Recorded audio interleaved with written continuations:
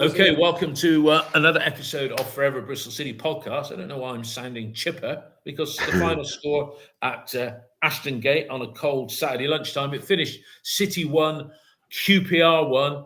Dear, oh dear, oh dear, oh dear, oh dear. Max, what were you doing? You did something that was akin to what Frankie Fielding did in that famous Wolves game at the end of 2017. The only difference was Frankie came about 10 yards out of his box, and Max came about 40 yards, but should have taken one for the team there. We'll come on to that later. 5 points out of the last 18 on the table. Not good enough. I'm joined by Tom Sutton, Dave and Mark Tovey. No relation. Ian should be joining us later, but it's an Ian-free zone for a few moments. I'll come to each of you. You dare cheer, you audience. Yeah, shut up. Tom, you first. What were you thinking as you trundled away from Ashton Gate on the final whistle? Disappointed yet again. More points lost from winning positions again. Get yourself in a good situation, just to come undone by another serious mistake defensively, this time from Max. I mean, midweek it was probably from Sam Bell more than anyone else. Another defensive mistake, and then got punished for it by a really good finish. But it's like, as it said in the comments there, it feels like Groundhog Day this season. And for me, it's hard to get optimistic about this season now. From here on in, you look and the gaps are starting to appear in the table points-wise between us and the playoffs, and us between relegation, where it's sort of simmering around that 10th to 14th spot yet again. And it's only December, so it's earlier than usual. A bit earlier than usual, yes. We ain't going down. Pretty certain about that. But not as certain as somebody was on OTIB, who said he'd give everybody £1,000 if we went down. He's very rich, or he's like me. That's not going to happen. We're not going down. And when you started saying about the gaps, I thought you were talking about the gaps in the stand, because there seems to be quite a lot of empty seats in the South Stand. I know we count season ticket holders, but there we go. Dave, you were watching from afar, as you do, but what were your immediate thoughts when the whistle went? Well, football's a hard game, and we all know people that have played and thought, wow, they're incredible footballers that don't make it. That shows you how hard it is. And then you watch games today where their leadership, the players, they've got so much right. We put ourselves in front a fully deserved lead, and then we get arrogant. We go for the kill, but we forget that it's a game of football and a team can strike back. How is it possible to put yourself in that position? And don't get me wrong, Max is the poster boy for that goal. It's not a good mistake to make.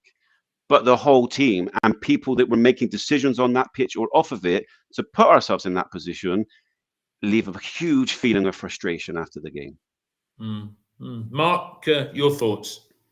Yeah, this episode should be called Mistletoe and Twine, after a fantastic goal from Scott Twine. Beautiful 25-yard free kick. Should have been the start of a 2 or 3-0 win, where we totally outplayed QPR. But again, a rush of blood to the head, and I think Max has cost us at least 5 points this season after his mistake against Sheffield United towards the end of the game. And poor finishing, where we needed to be a little bit more aggressive to reward some fantastic approach play. And it was. And 35 touches in the QPR box shows how dominant we were. They only had 5. But if you look at that goal again, it's just an incredibly stupid bit of play from a goalkeeper who was barely troubled in the 90-plus minutes. So City should have won. They did a lot right. But this is becoming, constant repeat, rinse and repeat every week. We're not winning games, which we should do. Tom, the starting lineup, they played well enough on Tuesday night at the Stadium of Light. Did you expect there to be any changes other than the two, which was McGuane and Armstrong dropping out for Earthy and Welsh coming? I was pleased to see George Earthy make a substitution. Make a start. And I thought he made a difference. And it was a shame when he came off, because I think we lost something when he went off. Some people have said he was a little bit a bit inconspicuous, but he was always looking to do something. He was tidy and showed the sort of performance why we did get him on loan. But what were your thoughts of the team lineup? Team lineup, I thought was fair, judging off the back of the Sunderland performance. I thought Max Bird was potentially a bit lucky to start again. I thought he was pretty poor against Sunderland. But Bird and Knight have a good understanding of how each other play from at Derby for so long. So them deeper made sense. Earthy, I like him in the 10. He's a busy player. And I think he's got real footballing IQ. His movement, you watch him play. And although he's not fantastic physically, I mean, he's not particularly quick. He's not strong. But his movement, he's always on the move, Earthy, picking up these pockets. And he just allows other players around him to, have a little bit of intelligence of how they run. And, I'd like to see almost Twine and Earthy, if you can, within the same team. Maybe Twine off the left. Well, actually, I'd have Anis off the left and maybe Twine on the right. But it'd be interesting to see, because for me, I think Hirakawa has been really poor of late. Again, today, I think, to get into just Hirakawa quickly, he's lost his directness, and I don't know whether that's a confidence thing or whether he's being coached to play that way. Coached. I know there's got to be a balance with Anis on the other side, who is the one to take people on. But if you're not going to let Hirakawa get at players, then why wouldn't you have someone quicker like Sam Bell start in the game, who I thought was pretty good at bar the defensive mistake against him. Of course, and I said he came on effectively for Earthy, didn't he? But but I thought he has looked bright and sharp. Dave, your thoughts on the line, and Tom sort of playing into my thinking that you start you or Mehmeti, and based on form it's Mehmeti, you don't start both, and then you can put that extra man in defensive midfield or play with 2 10s. I'm getting technical, not my strong suit. What did you think of the starting lineup? I said on Wednesday on the pod that I thought Earthy should start at 10 because he was knocking on the door, and I was very happy to see him in the side. I wouldn't have started Bird, but I get the reasoning. It's risk reward, and we've seen many games where we don't open up opposition, we don't offer enough, and we saw that in the first part of the game. For me, Mehmeti deserves to start every game at the moment. I think that we give you a little bit of a pass, to be honest. I think at the moment, with Mehmeti, what we call him frustrating, doesn't take his let me in, will you? He's in. He's in. You're in. Right. You're in. Thank you very much. Been here 5 minutes. But you, how are we doing? We're doing good. Mark, Dave's talking. But you at the moment, I'm not sure exactly what he's bringing, and maybe needs a bit of a break. There's arguments for other formations, but the game seems to pass him by, and he does the odd good thing, but he's not as effective as other players we have at the moment for a multitude of reasons. Okay, Mark, your thoughts on the lineup and sort of not criticism of you, but sort of saying, is you bringing enough to justify a start when you look at a bench that's becoming increasingly strong by the day? Well, he was trying to beat his man, but he was getting muscled off the ball, and he tried working with Van der Rijk with Viner, and Earthy was finding great pockets of space. His movement around the 3 behind Wells, I thought, was excellent, Earthy. But I thought today he just got shut out. It wasn't for the want of trying. He was trying to find the byline and cross with his right foot, whereas a lot of the time he'll come inside and play his left. He did try and shoot. I just don't think he was effective. It wasn't for the want of trying. He just wasn't able to get past. I think it was it Jimmy Dunn who was playing in the left back position, and then he was probably backed up by Steve Cook or the other guy they had playing in defence. They just shut him out.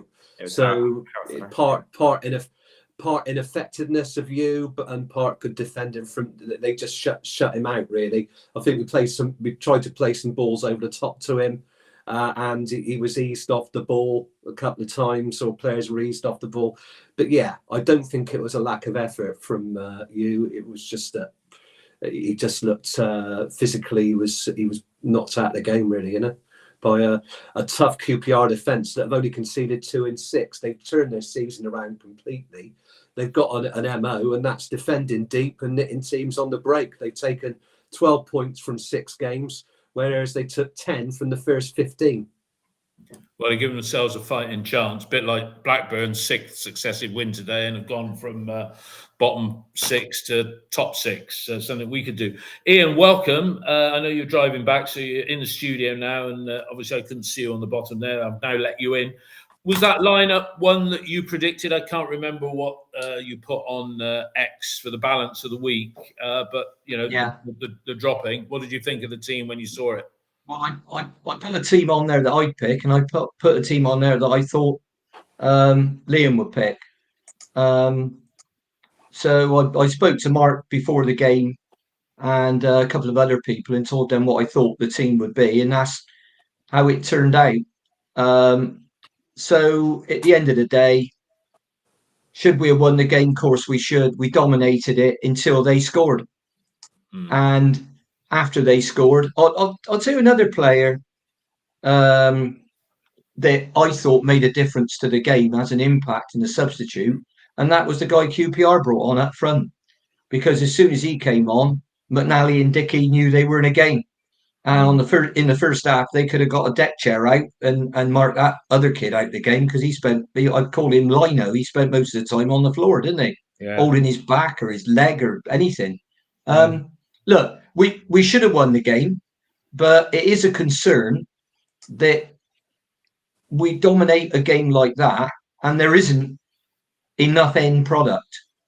So you can't criticise the final third. The final third was fine. It was when we got in and around the penalty area that we lacked the necessary penetration, talent in the box, call it what you will, to stick the ball in the net. Because I can't remember QPR's goalkeeper making many difficult saves. No, he didn't. Now, if we'd have battered them, in the sense that, let's say we'd have hit the post and bar 3 times and he'd have made 3 or 4 really top saves, you can honestly say, well, that's the way it goes. But it is a problem. You were discussing Yeah, I thought he looked absolutely knackered today. That, for want of a better word. He seemed to lack half a yard of pace, and that's one of his greatest assets. I think he tried hard enough, but he just could be a time to give him a rest. And if Mark Sykes is back soon, we might be able to do that in that formation. All right. Well, that's interesting. Or you could even try Sam Bell out there, or play Earthy in that wide right role that he played against Sunderland for most of the game. Let's get into the action. Tom, QPR, they were woeful in the first half. They were almost as bad. And we were knocking the ball round well, and we had those chances. Mehmeti hit the post. That was an opportunistic shot. He volleyed one over when well positioned. Bird, half-hit shot there. Easy save for Neri, whatever his name is, a goalkeeper. Nardi. Nardi, thank you, Mark. What did you think of our play in the first half? It was pretty, I thought, but too slow, too methodical. What do you think?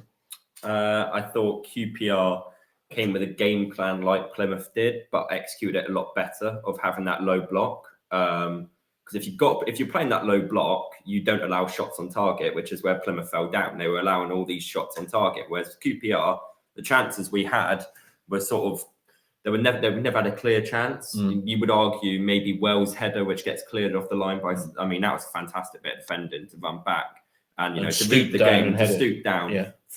Argue for a penalty on Knight, a bit soft, but.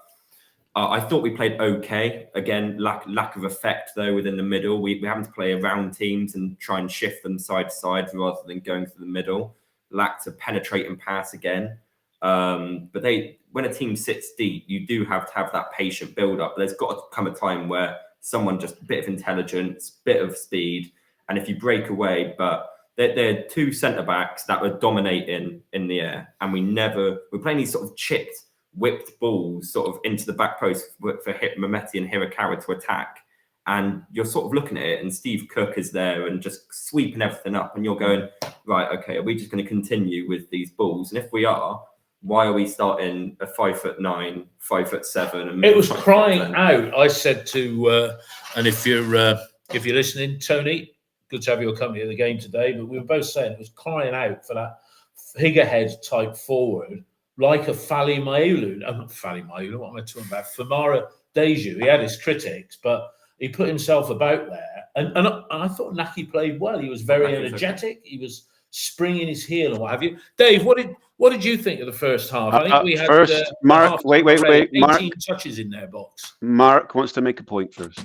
Go on. Yeah, I disagree with what Tom said. City were playing balls up to the edge of the area, but they haven't got players strong enough to take the ball on the turn, or they were just shut out. by Steve Cook and his defensive colleague. So we did get some good flat balls into the area. We didn't just go side to side, but we didn't have the strength to hold that ball up and turn. That's the difference. But we did go through the centre. I felt the only way we went for the centre though was when we go out wide and we'd whip it in low across the box. But no, there were quite a few passes. I'm sure Ian would agree with me. There were some decent passes to the edge of the area, but with the physical presence to be able to turn, either beat a player on the run or stand with his back to goal and turn like you got Will Keane last season doing us twice, or where you had Semenyo who could turn his back to goal. They just aren't able to do that. There's nobody strong enough out there. Dave, to be able to do that. I think there's a few bits. So first of all, like, it's important to recognise from the very first minute the team was on it. Mehmeti instantly, his brain is ticking away. A short throw in beyond the lines. His half volley, he's so unlucky. But the issue is that when you're working to break a team down, you get a chance around about the 20th minute. I don't know if you remember, you crosses the ball in and there is nobody attacking it. It's there to be attacked. If you've got a player on that, you're going to score, and there's no one there. And that's the issue, is that, yes, QPR was sat up, and yes, we were playing I think we were playing good football. It was enjoyable to watch. Yeah, I'd agree. But what was it all for? Where were the chances in the first half where you were, how have we not scored that? Until Wells's chance, where perhaps he goes the wrong way. But it feeds into that argument that we're just not creating quite enough clear-cut chances. And then when we get them, we're making just the wrong decision. We deserve to be winning at halftime. The team should have gone in. They would have gone in really happy. The QPR would have gone in like, right, reset and go again. I don't think many people could watch that and go, oh, it was terrible. Oh, it was awful. But my feeling wasn't. Ian, what's it been for?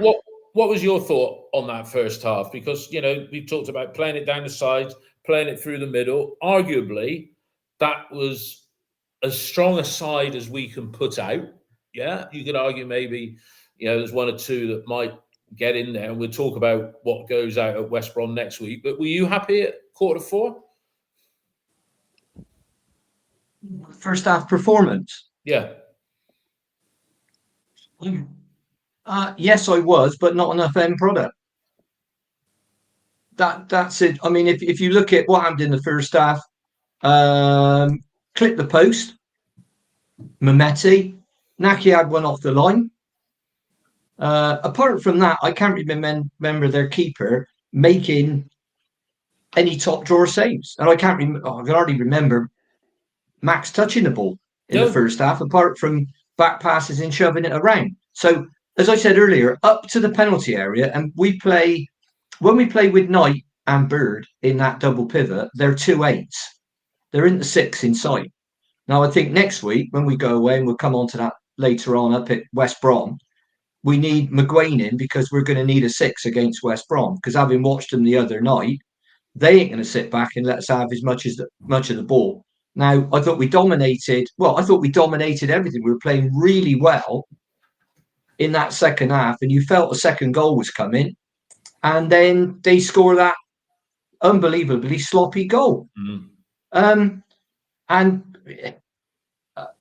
it's the reason why, whilst I still think we'll finish in the top 10, I don't think we'll finish in the top 6, because teams in the top 6. I was coming back after with the earlier kickoff.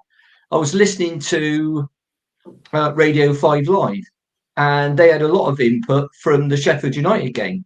And after Sheffield United went 1-0 up against Argyle, I thought, here we go. After that, Argyle were the better side. Now, they apparently, people told me when we beat them 4-0, are the worst side in the world. But they outplayed Sheffield United, and then Sheffield United got what's said to be a penalty, but it took them a penalty that Kiefer Moore put away for them to win the game. And people were saying, well, and the pundits were saying how badly Sheffield United had played. Yeah. So that's a side that when we beat them 4-0, we were told, oh, yeah, it's just because they're terrible. We're not any good. Well, we're going to get... Yeah. That's the way it goes. And the other game I point out, Swansea 2-0 up against Sunderland, and I thought, blimey, perhaps they're not that much of a team, Sunderland. Sunderland come back to win 3-2. Yeah. Yeah. So it's not you look at, that's just well, how the this is what division this is, I'm division's afraid, like. at the This is what moment. the division's like. I mean, look at Portsmouth. Yeah. They dubbed us the other day, and then I watched a bit of the game last night. Derby whooped them 4-0. Goodness me. Let's get into the... Sorry, Dave. There is something in the game itself that's worth pointing out before I forget it, is that in the second half at the beginning, there was a clear change in how we were going about attacking. And sometimes with Manning, we've said that changes aren't made. There were so many more crosses in that second half, creating a bit of chaos. And that's where Wales' chance comes from, getting the ball in the box more. And ironically enough, it was almost like saying to people, when you get the chance, put it in. And to me, it was noticeable. We were getting more players into the box in the second half because they knew crosses were going to come. In the first half, it was almost like we weren't believing it. It was, come on, guys, you've got to get yourself in there. You've got to create chances. And in that way, changes were made. Wells gets a chance and he should score. But that's the issue we have right now. We're not taking these chances. No. For me, that's the big problem. Yeah, Tom, the goal. I mean, we did the on the stroke of 60 minutes, the substitution. Yeah. And Twine came on specifically to do that. It was like an American designated kicker. It was like an American football player, wasn't it? Yeah. Coming on. And I said, I don't mind saying, I'm not his biggest fan. I'd like to know what he did afterwards. But I said, oh goodness me, I expect the little twat's gonna score now, and he did. But I mean, what a goal! What a strike, wasn't it, Tom? Well, it's fantastic technique, and I think only Twine. There's only a few players in the Championship with dead ball, and that's what he does. Like Twine, yeah. And it infuriates me not having him on corners and these longer free kicks, because I'm like, this guy is one of the few people in the Championship that has this technique where they can dip it while it just. I've only ever seen sort of Barry Bannon at this level have that sort of where it just fades away, and that's what he did. There's absolutely no pace on the ball, so it looks like it's sailing over. And then it just dips and falls, and it's like the keeper doesn't even make an effort because he's got I think it was a 5-man, 6-man wall. It's got a huge wall to beat, and there's some real units in that wall. QPR had a strong, big back line, all 6'1+, and he just gets over with such ease. We've seen so many times where Wells hits that straight into someone's chest, and it's a fantastic free Why kick. don't we use him more though on dead balls? Because we seem to do a lot of these lazy lobs, like curl it in with, often we don't even beat the first man. Yeah, but I thought that the corners today on the whole were pretty good. Yeah. We did have numerous takes. It always confuses me why you switch up the takers so much. I think Twine took one. I know Earthy took a few. Bird takes a few, and there's not really one which you didn't. There's an argument whether you just need a consistent delivery, because it allows players to attack. Now, I like Twine because Twine whips it, and all it needs is direction. You don't need to generate the power yourself then. And I remember sort of whoever it was, Dickey coming through from Twine's corners or set pieces. But for all of our dominance, it is concerning that our only goal was scored from a set piece. From a free kick. Mark, good strike from Twine. Oh, beautiful Twiney, strike. sorry. What's noticeable is that Nardi, he just shuffled slightly to his left, almost inviting him to hit the ball to his right. But like Tom said, the back spin on the ball, and it's in a good position because you don't want to be on the D, because too close to the goal, so the ball can go up and down.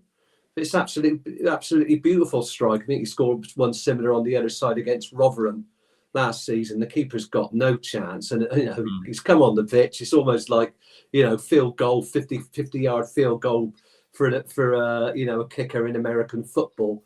It's it's fairy tale stuff, and what you got where he deserved to be, and then we conceded a goal 5 minutes later, and I can go through that specifically with you now if you like. Well, we go through it. I just want the other guys to have their say on the goal and a couple of incidents leading up to that. So, Ian, that's what we bought Twine for. Yeah, that could have been the winning goal. And you could say, well, he scored the goal. Did he do enough for you afterwards? Did he affect the game, to use Gary Johnson's oft-used phrase?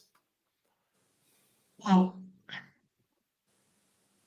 okay. What do I want to say now without upsetting anybody? Manning made a mistake and pushed him out to the left when he made the substitution. The initial one. So I think Twine would have been better in the middle as the 10 in the middle. I think he'd have affected the game more. He'd have played more clever passes because Earthy was blown a bit by the end. So I think Twine should have been the middle of 10. He shouldn't have pushed him out. I mean, in the end, when Bell came on, Bell went right wing. Mehmeti had been switched from the left to the right. He got switched back to the left. And then Twine went more into the middle. But by that time, they'd scored and the game was starting to, I wouldn't say ebb away from us, but we did. Let's be honest, we didn't look like. I didn't think we looked like scoring. No, we did nothing. When we were on top, when we were on top in the second half before they scored, I thought we were going to get a second goal and that'd be it, because the second goal would have killed the game. Of course, it's same as if in the first half, it's small margins. If Mehmeti's shot goes 6 inches to the left, it hits the inside of the post and goes in, and we're a goal up in the first half, and it's a different game. I think we would have gone on to win comfortably at that point. Yeah, I really do. Dave, Twine free kick, and I've asked everybody what did they think of him afterwards. Ian pointed out something I didn't notice, that we kept altering position, but it was a good strike and should have been the platform to go on, shouldn't it? Well, the first thing with the strike is that sometimes you like to watch football. Like, everybody thinks they can do what they do on the pitch. That's one thing. It wouldn't matter how many times I hit a ball, I am not scoring that free kick. And that's what it makes it so beautiful. It's like, wow, stunning strike. Afterwards, we did lose a bit of width, but we'd smelt blood. And it was like we were pushing and pushing and pushing. And I'll stop there because this is the moment where Mark does his poetry in describing the goal. Yeah. Let's not do that. I'll stick with you, Dave. I said it was the perfect platform, and you alluded to something a little bit earlier as well, which was Wells. Well, we talked about Wells looking very lively today. But that header of his went just wide. That was showing his sharpness in the box, and he made that chance himself, really, didn't he? Just by showing his nimble-footedness. Well, their defender's hesitancy. He did make the chance, but you have to recognise that that's come from more crosses. Again, we're putting crosses in the box, identifying a weakness. It's causing chaos. They didn't know what to do with it. They were panicking. And, two things at the same time. Wells is sharp. He's looking for moments. He's anticipating, but he's not finished. And it's again and again and again. You don't get 7, 8, 9 chances in most games. You get 1 or 2. And that's the moment that you've got to take it. Mehmeti later on, great turn, it great was moments pass. after that, Dave, to be fair. Exactly, literally. And it's like, you've got to finish there. That's 2-0, game over. And we don't take the chance. It is game over. I think against QPR and, well, most sides, maybe other than the top 6, you go 2-0 down. Very few sides come back from that. Okay, Sunderland did today. Mark, that was an inch-perfect pass that Zach Viner did to put Mehmeti in the clear for what should have been goal number 2, but he didn't really work the keeper. He shot straight at him, and I've seen a few comments saying on OTIB from people saying, if he'd have hit it hard and low, it might have crept in on the far side. Well, let's give the keeper credit. It's a great pass by Zach, flat ball through the middle of the defence. Now, I thought Mehmeti was in the centre of the goal. He wasn't. He was on the 6-yard line to the right of the goal. So the ball's slightly behind him as he hits it. And I think Nardi makes himself big. And I don't know if Mehmeti can do any better. If he hits the ball through him, he could hit the ball through his legs. But I think as the ball's going up, Nardi covers the near post and the far post by just effectively blocking it, making himself big. So all he could have done was hit it through his legs, I think. But it's slightly to the right. It's behind Mehmeti. I don't know if he could have done a lot better. All right. And so we'll stick with you. The goal because that corner comes directly from the resulting corner. Well, that corner, you're absolutely right. Can I describe what happened with that? Because there's a lot of bits to it. Well, you stick with that. You do the goal first, Mark, then Ian, and everybody can have a say on the goal. But it was the classic breakaway. And people are blaming Pring for not putting a decisive header inside the D, which went on to Varane's foot. But you take us through the goal first. You're taking away all my thunder, aren't you? Well, Twine plays in a really good corner. It's on the 6-yard line. None of the City players attack it. So QPR's Lloyd heads the ball out to the edge of the area. Pring doesn't make a very good header. Varane chips the ball over Pring's head, and Smythe is charging forward. So he's taking the ball to the right. So and O'Leary decides to charge out of his goal and run to the left to engage Smythe just over the halfway line, but effectively pulls out the challenge. Once he realises he can't get to the ball, he brushes past him. So all that Smythe has to do then is hit the ball into the empty goal. Now, Pring, Knight, and Bird are running back towards the goal as fast as they can. There's no QPR player near them in shot.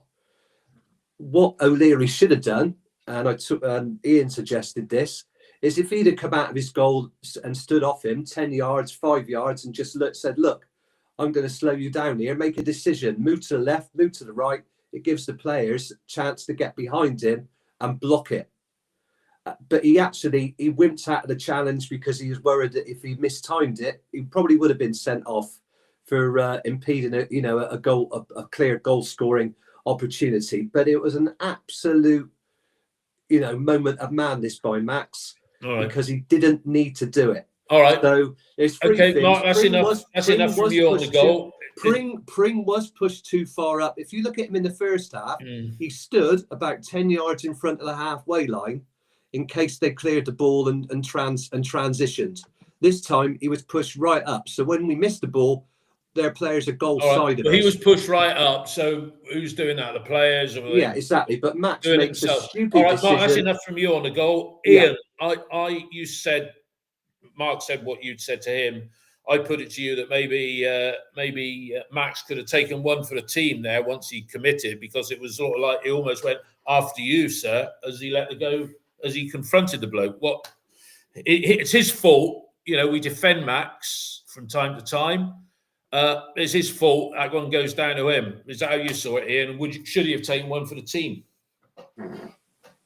No, because if he had taken one for the team, he'd have got a red. Yeah. And that means he'd have missed.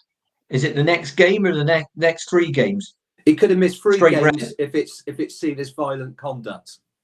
Yeah, well, it wouldn't have been violent conduct, but if he'd have taken the guy out, he'd have got a red because the covering defenders were on their way back, but there was no one. Let's say Smythe had taken the ball beyond him, and then Max had clipped him or grabbed him, anything like that, he'd have got a straight red. Then you got Badgick on and you're down to 10 men. Then we could have lost the game. So I'm glad he didn't wipe him out, but what he should have done is come out and perhaps played like a defender. Max used to be a centre-back, so he knows how to play outside the box. All right. So it's. I think he either had to do that or he had stayed in his box, because once Smythe gets that ball, there's recovering defenders coming through. He's still got to get another 20-odd yards forward, get in the box, and take on Max. Yeah. So, okay. I think I put that down to him, but I do want to know how Smythe was in that much space to get onto that clearance from our corner. Yeah. Because Pring was Pring was goal side of the ball when Varane played it out. So Pring in the first half, Pring would have been able to stop it, because he would have been able to either run back or engage Smythe and slow him down. But he was goal side, so that's where that's where the problem starts. Okay, all right. Let's get Tom's take on the goal. Ian said you don't want to take one for the team because you got to put Badgick in goal, and then he misses probably the next game against West Brom. That's not saying much for Badgick, and by itself saying that says maybe we got to look at a goalkeeper sooner rather than later when the January window opens. But what's your take on the goal? What an awful goal to concede. I mean, I take Mark's point on board of Pring. He's the last man. He's always been our last man because he's got a recovery pace about him. If you look at all the set pieces, he's always the one back. Yeah, he is. And okay, if he goes to attack the ball, Pringer's got to have some intelligence, and he actually put his hand up after the goal went in, tried to blame it on him because Pring. Yeah, Pring put his hand up to blame himself for the goal. self to sort of deflect collective responsibility, I think they call it. Because as much as Max is at fault for the goal, Pring makes a calamitous error of if you're attacking the ball and you know you're the last man, because he's always the last man, you've either got to go high and you just go right back to the goalkeeper, then we come back. What you don't do is try and play an accurate header into Knight's feet when it's so congested. And as soon as that happens, okay, ball gets cleared and there's no one within 10 yards, and he's the quickest player on the pitch, this Smythe. And Max comes out, and if you're coming, you cannot be passive when it comes to make a decision. And that's exactly what Max was. Max either comes and he's aggressive with his tackle and he goes, right, I'm either going to win the ball or take the man hit, but he's got to make some effort, or you stay in your box. Yeah, interesting here. One of the text comments I'll bring in that you're talking about there, it said Max just needed to obstruct him and block his run. No need to hack him down. And it's a yellow, not a red. No, it would have been a red because he's last man. If you he was the final defender. Yeah, it would have been a. If he gets in the way on purpose, it's a red card because you're stopping a goal scoring opportunity.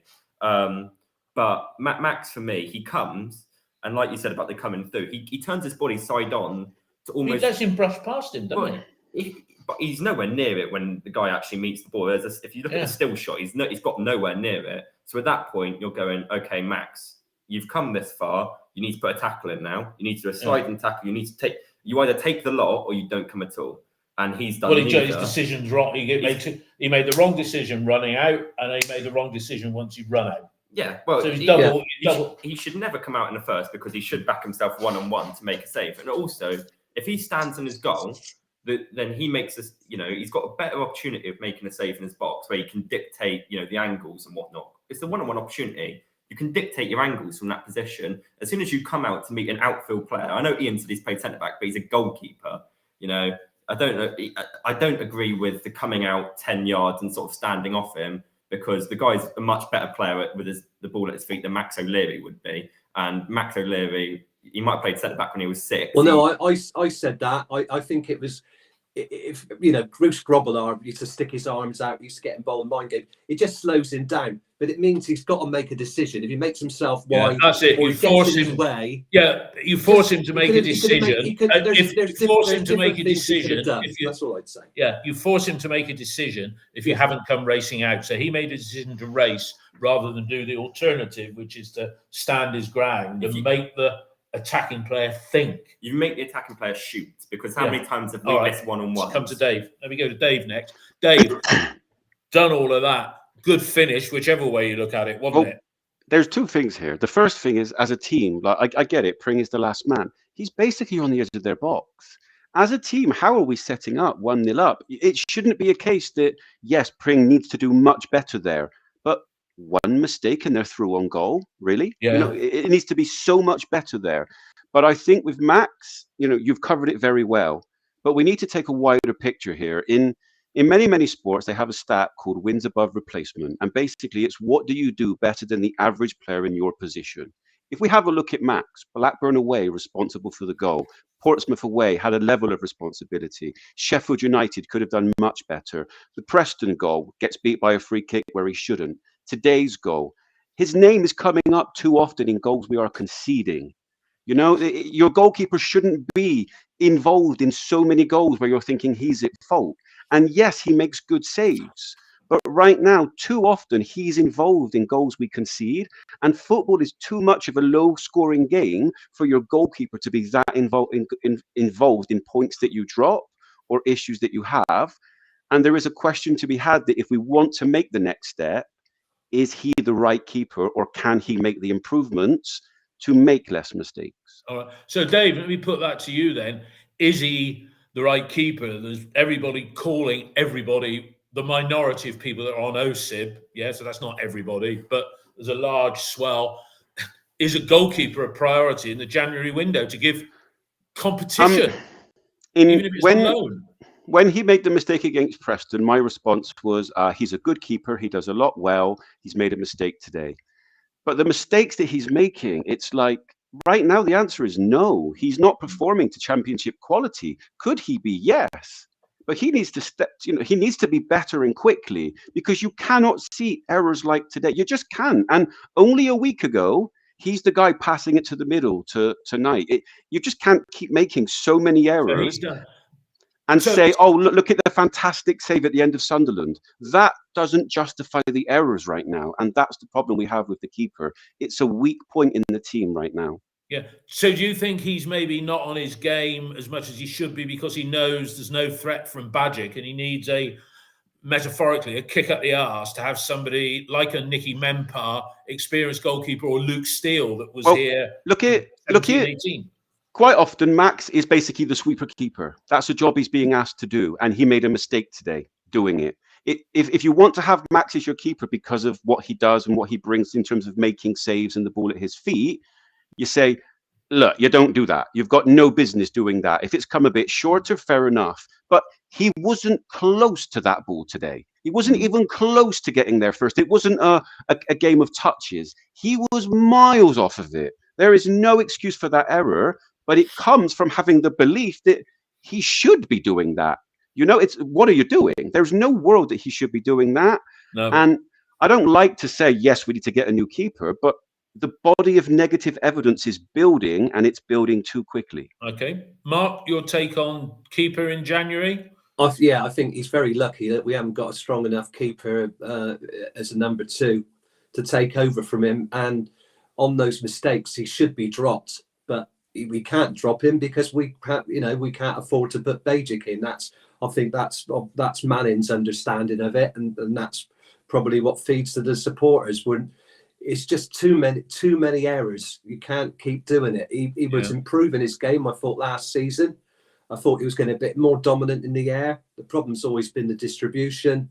But this season, passing to players who are going to get impressed with their back to, with their looking towards the goal and getting tackled. It's just too many occasions.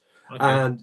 And the fact that it's costing us points. There are other areas of the pitch we need to improve, but we need a stronger keeper if we're going to go. Okay, Ian, it looks like it's a for Max from all of us on here. Do you concur with that view? And what do you think the chances are of getting a keeper? Maybe letting Bajic go out on loan somewhere, getting an experienced keeper in the Mempar mould. And Nicky Mempar never let us down. Yeah, I mean, somebody on here is saying about Ben is saying Max got in the team because Bentley was leaving. I mean, come on, Dan Bentley wasn't all that. He had an error in him, maybe not as many as Max has done. But has Max got to really look over his shoulder, or is there not enough money to even contemplate? You just more or less answered the question for me. Do you want to ask me another one? All right, I'll ask you one. Well, no, I'm asking your opinion, Ian. I'm asking your opinion. Is Max's time up? No, of course not. No, it's so not you would not look for a goalkeeper in the January window? No, it's exactly what I didn't say. And I've said 3 times in the last 3 weeks on this very podcast, which you don't listen. I've said if we're going to bring in a player in January, it will be an experienced lone goalkeeper. I've said that the last 3 podcasts. He has said that. Please don't put words in my mouth and say, well, you said words this in and your you mouth, said that. I'm just asking for an opinion, because not everybody listens to the podcast every week. They don't know you've said it in previous weeks. I'm giving my opinion, but I don't think Max is a terrible goalkeeper, and I think it's all right talking about the mistakes he's made. How about the times when he's dragged us right out of the mire? This is true. But would you? So that's there are many keepers that can do. Okay. Hang on, Dave. That's what other people. That's what you've got to look at. You've got to look at his all-round game. Now, I agree. We should have. If how Mark knows what Liam Manning thinks of Bajic, I don't know. But I'm just perhaps drop him. Yeah. Well, hang on. That's my drop opinion. him. Yeah. No, you said it was Manning's opinion, Mark. You said, that's what Manning thinks. Right? It's not what he thinks. How do you know? Ian, you don't know what he thinks either. Mark's just giving an opinion. We were in a room with the bloke when we... Mark's We opinion, were sat in a room with Mark's opinion with is that Manning, Manning all thinks the what he podcasters. thinks. We were sat in a room, all the podcasters, and I asked him about Bajic, right? And he said, "Yeah, he's a decent keeper. Perhaps not there yet. Perhaps not better than Max, but he could, bring him in, give him a game, see how he does. Why not? There we go. You know, I just to point out that Dave. in terms of goalkeepers, yeah, you're right. Max has made many good saves. He's done some things that is like incredible save. It's like, but his goalkeepers do that. It's what they're supposed to do. Is their job. The issue is the types of mistakes that he's making are too noticeable. Your goalkeeper's supposed to just be there, you know, and like a couple of times a game get you out of a hole. Right now, Max is there's too much heat on him. There's too many errors, and you don't want to see it. And you know, he's come up from the academy. You want the best for him. You want him to be the starter, but it's too many errors right now. Drop him and put Bajic in. I don't think Bajic's at the level. I've gone to see a few under-21 games, and I look at Bajic, and it's tough. I don't think he's got enough physical presence about him to be a goalkeeper in this country, unfortunately. He's only 6 foot. What about Lewis Thomas? Well, you then go into a guy that's played at Forest Green in the National League, and that was his latest thing, and that's a massive step up for a guy that I think is 28. And Lewis Thomas is there because he knows Pat Mountain, and Pat Mountain trusts him almost like in a Scott Carson role as training goalkeeper, and I think that he brings a certain level of morale to the back three. Which is Mark's he's point. Younger than we Max. Can't trust them. Well, Lewis Thomas is the same age as Max, just maybe born a few months before. But he's not a young goalkeeper, Lewis Thomas, and he's a third choice option. No, I didn't say he was a young goalkeeper, but I'm saying if Bajic in all that, why not give Lewis Thomas a go? I think that we clearly don't have. I think a lot of other Championship clubs. I agree with Dave. They would have dropped Max by now. If you judge off his mistakes, I don't think we have a good enough competition. And I actually agree with Mark's point about, well, does this mean Manning doesn't think so? Well, he's the one that picks a team. And if he's not dropped Max, it's because of another reason. And that's because the competition is not good enough behind Max. That's the reason. And be that Lewis Thomas or Bajic. Or Bajic. And look, Lewis Thomas is there and he gets these deals because he's a good... I think Lewis Thomas will go this year, out of contract, whatever. And so on Bajic. The bench, he could... On the bench, he could... If Thomas had anything about him, on the bench, he could rotate Thomas and Bajic just for... Well, whatever. So neither ever going to come in because unless Max gets sent off or gets injured. Yeah. But you know, we've seen Bajic in two, 3 cup games in his stint here. That proves that you know the staff don't view him as championship quality because we're not giving him what Max had was opportunity when Bentley wasn't doing well to come in and play championship games. Now Max isn't doing well. Bajic's not getting these opportunities because the staff view him as not good enough to play at the championship, and that's the issue we have, and that's why we need a guy that has played in the championship or has a caliber about him and is not a punt and is not a, you know, we don't need to think about resale value on a substitute goalkeeper that's going to sit potentially on a bench for a year and a half. You need to just think about quality of competition here. Yeah. So we got to go, if we go out and get a keeper, it's to replace Max. And as Ian has said, not necessarily replace Max, but replace Bajic. I think Max is a adequate championship goalkeeper. Are you going to get promoted with Max O'Leary? No. Are you going to get into the top 6 with Max O'Leary? No. Are you going to go down with Max O'Leary? I don't think so. I think Max is a stable championship goalkeeper, but he's not of the quality that is needed for the next step that we all want to take. So I have a question. If he is the keeper at the end of the January transfer window, would you be pleased with that? Would you be satisfied with that? Or would you like to see someone come in to seriously challenge him? You want someone to come in and seriously challenge him because Max you're now worried mentally about Max and West Brom game because he's got all this pressure riding on him now to now almost make up and prove that he is, you know, the starting number 1. So then you're going, right, it would almost be easier to take Max out the team now and play someone else just to let himself, you know, cool down because now people have really got onto him. If Max goes on social media tonight, he'll just be like, right, okay. Well, so, he's just going to be like petrified. Well, Manning's come out and said he's done the wrong thing in the press afterwards. Max has gone in and apologised to everyone. But did you see Max at full time? Didn't go over to the fans at all. He went quick lap, no claps or anything, straight down the tunnel because his head is, he knows he's cost the game today. Yeah. So at West Brom, what is he going to be like? And he's going to be. And I thought Max was poor after the goal as well. There was ball into the box. Well, it was just before the end, wasn't it? When I think he saved from Crook, but the penalty that led to the corner that led to that, he flapped at that, didn't he? And didn't claim it. I think Max now is it an issue of complacency that he's a guaranteed nailed-on starter, or is it, we're now seeing, the flaws and the pros of Max. Max O'Leary is a decent shot stopper, but when he doesn't have a lot to do, he struggles when a time comes that he's got to make a big moment save. Max is good in games where he gets peppered. But the other thing you're saying as well is that you don't drop Max and you don't bring a goalkeeper in to replace Max. What you're really saying is You've got to that replace Max has got to make another mistake before anybody comes in ahead of it. Not necessarily, because if you get someone in that is not cup tied, then why don't you give him a go against Wolves in January 12th? Well, because they won't want to jeopardise that, because that's a chance to get on in the cup. Well, if we were playing Colchester, if you're playing Colchester at home, I'd agree with you. We're playing Wolves, we want to win that. Big crowd. If you bring in firm competition to Max that the staff believe in, I mean, realistically, our options are either a 6-month loan or a free agent. Okay. So the staff will have to go out. And the thing with goalkeepers is no resale value, so there's no. But there's some guy called Bentley who's not playing for Wolves. No, I don't think he'll come here. All right, guys, look, we just need to wrap the game up. I'm just going to do that very quickly. Somebody in front of me said, "Ha ha ha ha!" Chair came off the bench. That was. I said, "Don't give up the day job." But at least Elias' chair didn't score against what he normally does. Max did a routine save from Cook. I'm going to throw something out here to each of you, right? We've got Ross McCrory fit now, yeah? We've got Zach Viner playing out of position because we've got that issue at right back, yeah?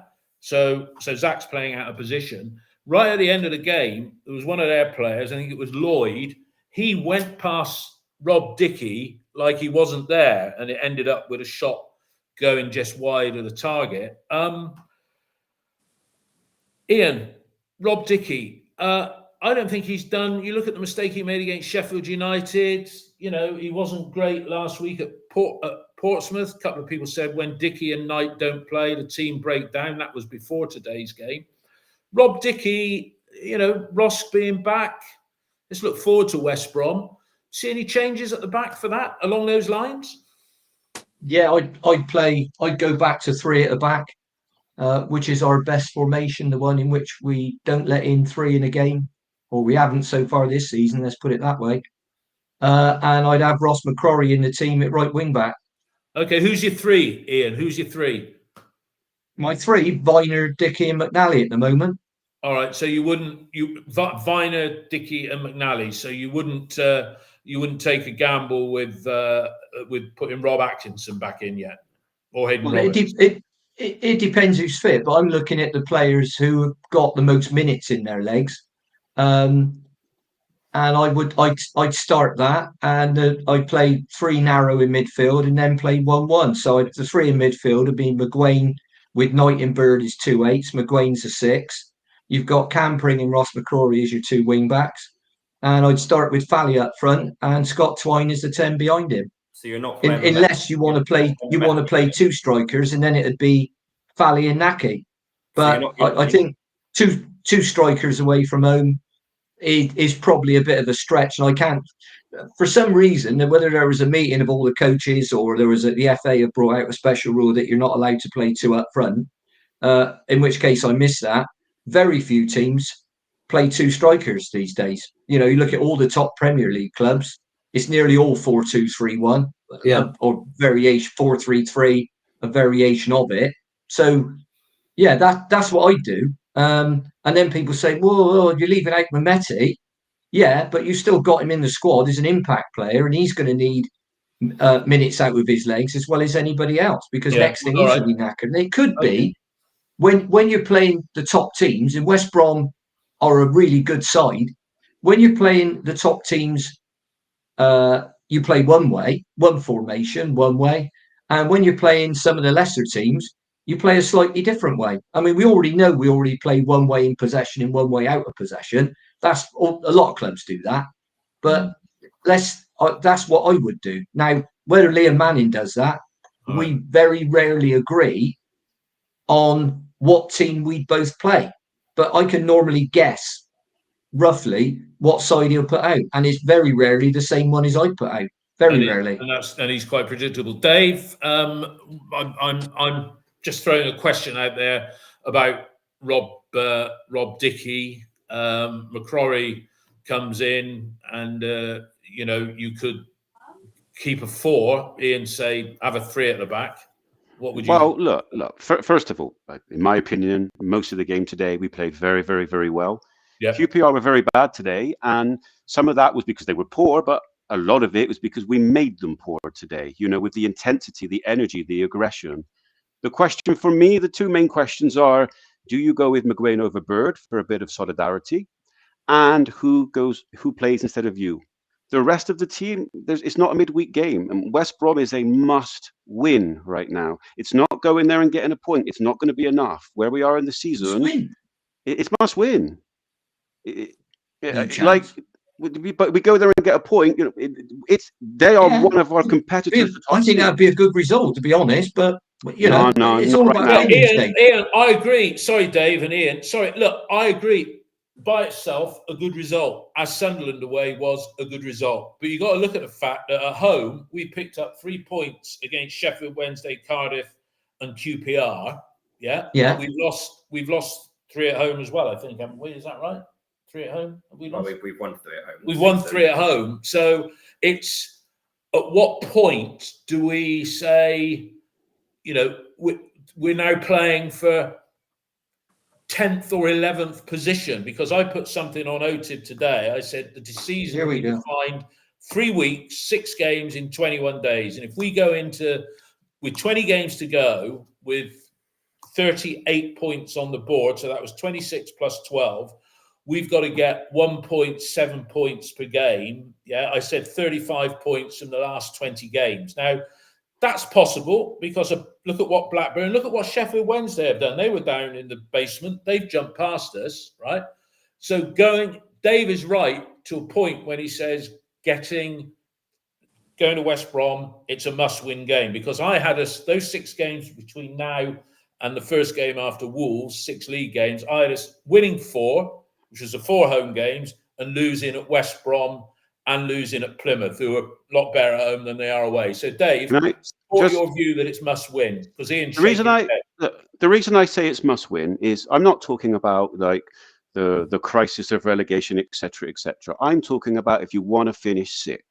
We played well in a couple of games. I believe it was against Watford, and who was the one before Watford? 1 second. It's Watford and Burnley. We played very, very well in those games. But the common consensus was, well, they're favourites for the top 4, the top 5. We're not competing with them. Well, West Brom, we are. And right now, as we sit right now, Watford have 2 games in hand on us. Middlesbrough are 7 points clear. If we go to West Brom and draw, and Middlesbrough get those points on the board, and Watford pick up an amount of points, the playoffs are drifting away.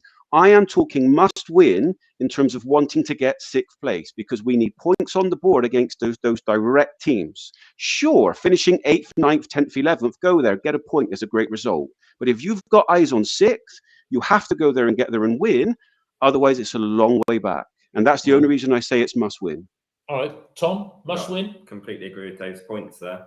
I think we've not picked up anywhere near enough points to lower end mid-table teams than we should have this season, and that will be our downfall yet again. To come in and only really beat Plymouth, who are down there, you drew to Swansea, Sheffield Wednesday, who are in a tough patch, QPR, Cardiff, and you're looking at it and you're going, okay, so these games now, which shouldn't be a must-win at the start of the season, are becoming must-wins. And we got 1 point from 3 home games against Burnley, Sheffield United and Leeds, didn't we? Yeah, so, I think you've got to look at the context of the results before it, because if you're looking at the start of the season, is West Brom away a must-win to get playoffs? No, of course not. But because of the situation we're in, it's becoming a must-win, because we're not picking up enough teams against teams that theoretically we should do.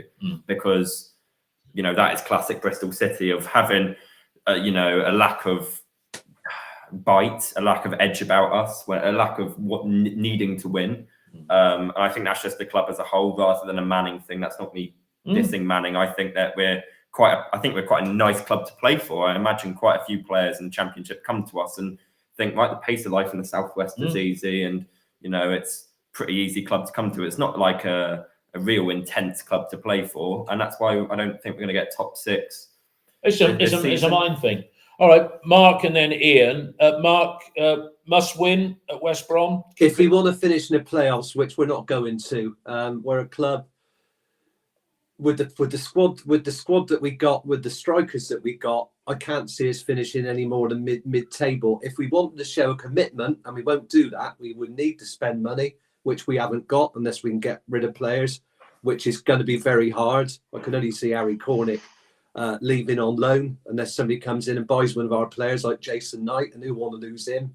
We can't keep playing a 34-year-old every week, but he's our second top scorer with 5 goals, because the other two are raw.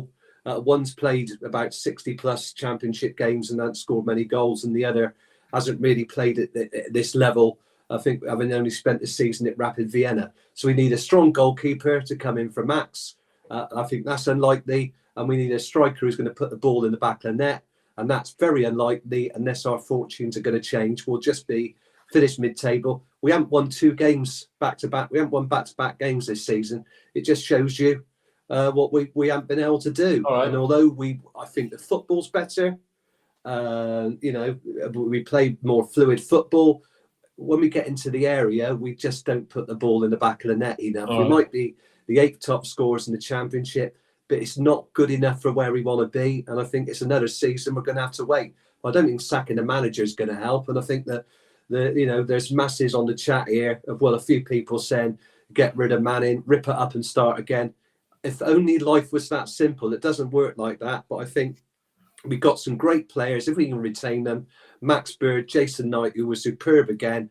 I mean, that guy, the number of kilometres he must run in a game, some of his recovery tackling is absolutely superb.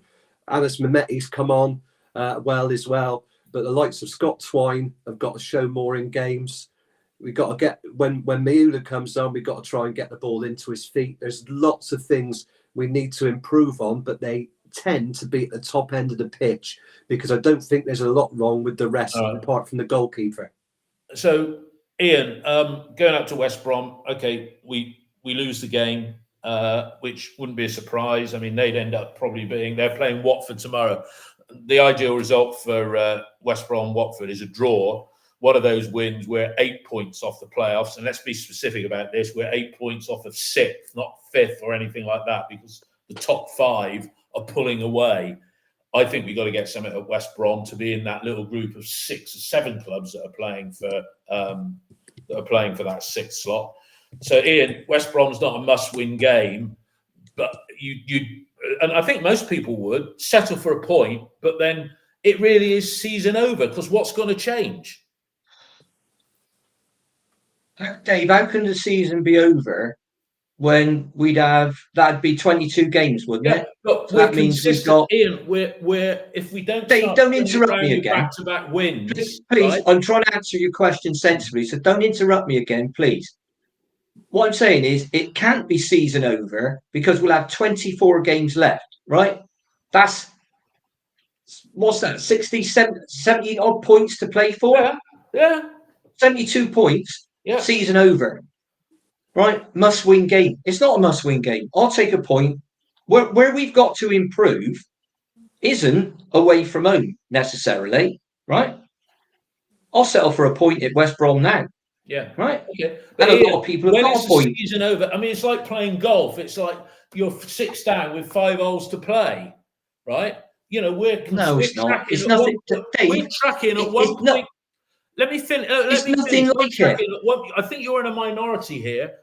We're tracking at one. Well, I am as far as you're concerned. At 1.29 points per game. I couldn't care less. It's how many we get in the future. Yeah, but there's nothing about our play that suggests that we're going to improve and start to get 2 points. You didn't think we played well today. Games. You didn't think we played well today. I did think we played well. I thought it was good. Then that's something that could suggest an improvement, isn't it? Well, no, because we didn't. We played well against Burnley and we lost. We played well against Sheffield United. We were 1-0 up with 5 minutes to go.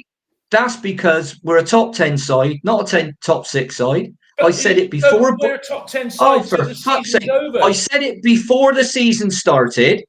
I said it at the start of the season. I'm saying it now. Right? we're not a top 6 side, so forget it. Right. Right? So If you think we're a top 6 side, the season is over in terms of getting into the top 6. Doesn't matter if it's yeah, but that's not what you said. Look, The top 6 is something that we ain't going to get. No, right? And I've been so totally the season's consistent over on in that. terms of something to play for. Oh, unbelievable, Dave. No. Can I just say something quickly? In terms of something to play for, the season is over unless we suddenly start getting 2 points a game. Dave, go on. No, I agree with that, David. The other thing is, it's interesting about West Brom. They've lost 1 at home, but they've only won 3. They've drawn 6 games. Their form at home is very similar to ours. They don't win very often. They're probably better technically and a stronger team, but it's their home form that's stopping them really making an impact on this division. So we've got a good chance. The first thing to say is that Dave and Ian, you actually agree with each other. You're just expressing it in different ways. Like Ian's saying, we're not going to finish top 6, and Dave, you're saying it's. You're agreeing. You're just phrasing it differently. Yeah. But if I could just say something against Sheffield United, Norwich, Burnley, Watford, Plymouth, not Portsmouth, Sunderland, QPR, we've played decent. We have not played badly in those games. We've had 1 bad game. We are on a decent run of performances. Yeah. The issue is that you leave yourself with too much to do if you want to go for 6th. I understand what Ian is saying about that he doesn't believe we are a top 6 side. But you watch football for the hope that you just might go on a run and get there. You don't sell season tickets on, by the way, guys, we're going to finish 8th to 12th this season. That inspires nobody, and right now, we can talk at the end of the season about are we making progression, but it's the hope that keeps you coming back. It's the hope of 6th is there. And if we want to get there, a win at West Brom, and it's on. It's unbelievable. Absolutely right. And if you look at what Blackburn have done, Blackburn fans, I know a couple of Blackburn fans, they thought going into this season, they'd be lucky if they stayed out of the bottom 6. And they've gone on a run, and they're sat there now with 6 wins under their belts. Well, their defence is superb. They haven't conceded a goal for about 4 hours. But they're sat there in 5th position, and they've given their fans hope. We're falling away from the playoffs. Which, if you live in Blackburn, David, let's face it, David, if you live in Blackburn, hope is what you need. True. The issue for me is that I go back 5 years now. There's never been any evidence that we've actually got near the playoffs. Not since 2018-19 season where we finished 8th. Where we finished 8th, I think, and there's never really evidence that we are making that next step. There's always the hope that we will, but I've not seen evidence in 5 years of that actually coming to fruition. And I think that the issue then comes from miscommunication with the club. Dave makes a good point about you're not going to sell season tickets unless you promise some hope. Yeah. But the club coming out and the higher ups in the club coming out and saying we've got a top 6 squad, it was just a change of management that was needed, has provided false hope to the ambitions, and I think has misguided a lot of the fan base and their expectations of the results. And what is, for me, I don't particularly agree with the booing a lot of times this season. I think it's stupid. What is the point? It's understandable for me, because if the fans are going, we have a top 6 club, which is what they've been told by the higher ups, then of course you're going to hold them to that, and you're going to go, if we are not performing at that level, there's a reason to boo. So it has to be communicated better. Are we on the track to be getting playoffs in the next 2 years? No, of course we're not. The recruitment hasn't been good enough. Fact. The performances have been okay, but results have not been good enough. And there's been no evidence that the results we've had over the last 5 years are going to get us anywhere near playoffs unless something changes. And that either has to be we have a good crop of youngsters that come in and we keep hold of and they gel, or your recruitment has to be better, or you change the recruitment strategy and go for less resale value and more quality now, the here and now. So maybe buy players later in their career and maybe it's their last payday. I go back. But they don't like that. They don't like that because what you do is you run the risk then of being stuck with these players that decline and aren't good enough. And that's a risk you have to take. But, the way the club works at the minute is you're having to make 20 million to stay afloat every year because we lose so much money. So we always consistently have to sell Scott, Semenyo, Kelly, Brownhill, Reed. The list goes on because we cannot keep hold of these players with the quality that would have got us to the playoffs. Yeah. And now you're buying people, trying to train them up, and then we're getting clubs in the back. We've got a manager that plays with one striker, one solitary striker, whichever way. Yeah, but he's a professional. Well, the thing is, that's a little bit of a misnomer, because I mean, virtually all teams do that. No, but it's let me just make my point. The formation it doesn't necessarily mean what happens in the game. But we've got, if you look at the one striker at the moment, we got Cornick, Bell, Wells, Mayulu, and Armstrong. We got 5 players effectively playing for one position. Yeah. To me, right, I don't know how much those players are costing us, but for me, if you're playing with one striker, you've got your star man, you've got Sam Bell, and Naki's going to be gone in the summer, that's obvious. You've got your star man and Sam Bell, and then you spend the money to get the scorer that gets you the goals. So not 3 players at $8,000 a week, but 1 player at $15,000 a week and 1 player at 8. It's the same money going out. And if he's successful, I'm good. If I'm a player, all this stuff about players on more wages than the other unsettles everybody. But if he's helping me better my position in the league and better my game, I can give a shit if somebody's earning twice what I'm earning.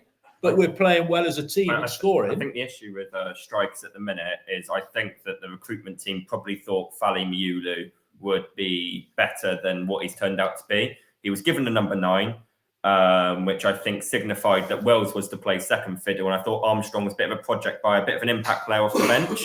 What has actually transpired is Mayulu's maybe not at the level. I thought he was really poor when he came on today. Sinclair Armstrong, you've got someone that has got pace, but currently not much footballing ability and control. So then you're resorting to the 34-year-old out of contract, and everyone's going, well, we've wasted X amount of money. But for me, Mayulu has just been massive.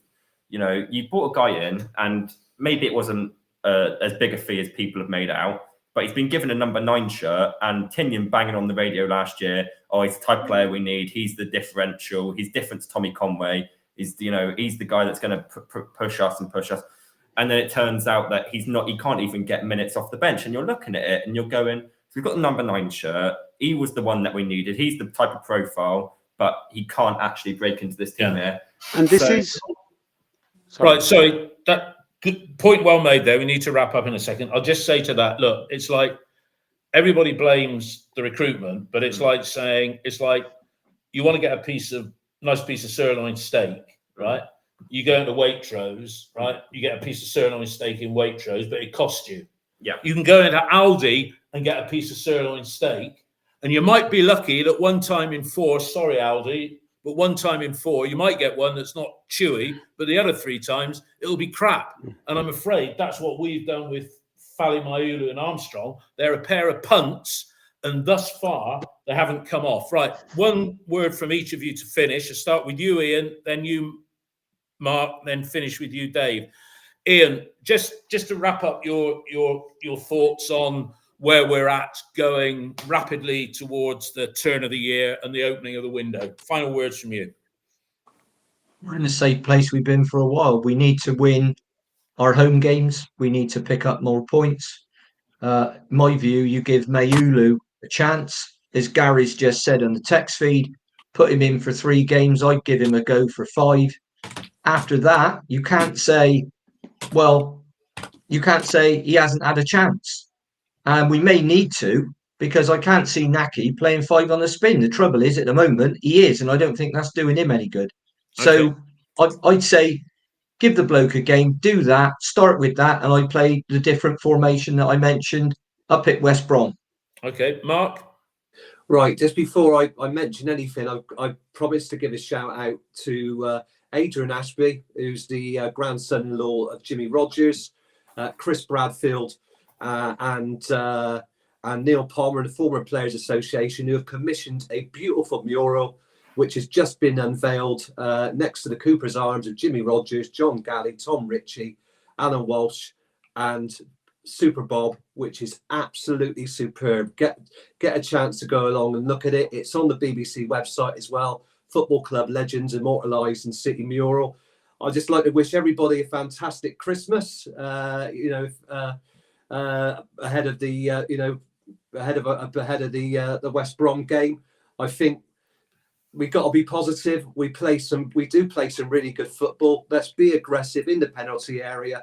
Make those touches count, and I think we can go up the table. I'm ever hopeful about this team. I've been doing this for 50 years now, and I'm a glass half full person, and I want the supporters, of another generation to be able to enjoy watching City in the top tier that I got a chance to see between 1976 and 1980. So fingers crossed. I'm a bit younger than you, Mark, and I'm running out. I'm 68, but there we go.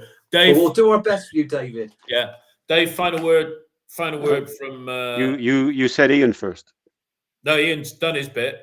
Oh, really? I'm losing my mind. To be honest with you, I feel like the team's not far away. There's a lot to like about the team. There's a lot of players in there that you're like, they're good City players. They play in a certain way. The intensity level, the energy level has gone up. It's just frustrating. Strikers, a better striker is needed, more clinical. We need more input from all of our wingers. And that's the frustration, because it's always the carrot, and there's been investment, there's been turnover in players. Look at Bird. Are you happy Bird is a City player? I am. I think he can go hot and cold, but he's a very good player. Earthy today took his chance, and in my opinion, he played well today. Mehmeti can annoy you, but you see, there's a player there. McNally, Dickey, Viner, Pring, again, players that you think, these are City players capable of delivering. It feels right there, but it's like that magic ingredient is missing, and that's why it's frustrating. It's so close, but it's as far as it always feels.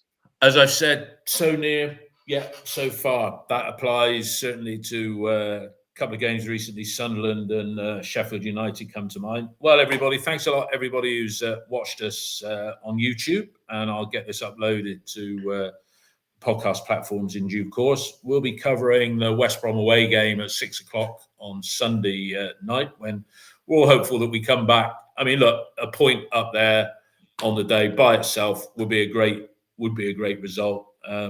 It would be, and then 2 home games coming up against Portsmouth and Luton, or Luton and Portsmouth over Christmas. Haven't quite worked out what we're going to cover, the days we're going to report on those. But everybody have a good rest of weekend, and a free week. Looking forward, in fact, more than a free week, because next Saturday we haven't got a game because we're playing Sunday at the Hawthorns.